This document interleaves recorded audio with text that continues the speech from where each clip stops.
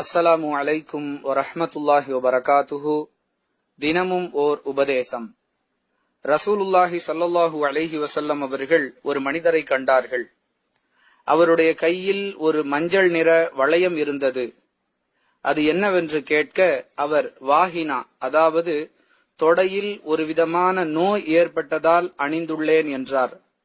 ரசூலுல்லாஹி ஸல்லல்லாஹு அலைஹி வஸல்லம் அவர்கள், இதை கழற்றிவிடு, இது உனக்கு பலகீனத்தையே ஏற்படுத்தும்.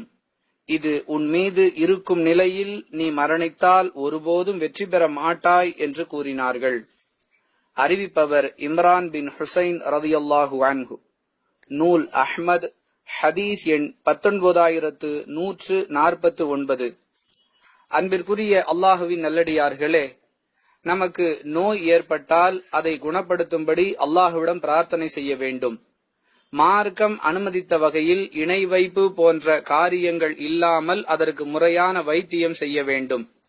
அதை விட்டுவிட்டு வளையம் அணிவதாலோ, தாயத்து தொங்க விடுவதாலோ, கயிறு கட்டுவதாலோ அந்த நோய் குணமாகாது என்பது மட்டுமல்ல, அல்லாஹுவின் மீது வைக்க வேண்டிய நம்பிக்கையை இவற்றின் மீது வைத்த காரணத்தால் அவை நம்முடைய உடலில் இருக்கும் நிலையிலேயே நமக்கு மரணம் சம்பவித்தால் நம்முடைய மறுமை நாசமாகிவிடும் என்பதை இந்த ஹதீஸ் நமக்கு போதிக்கின்றது.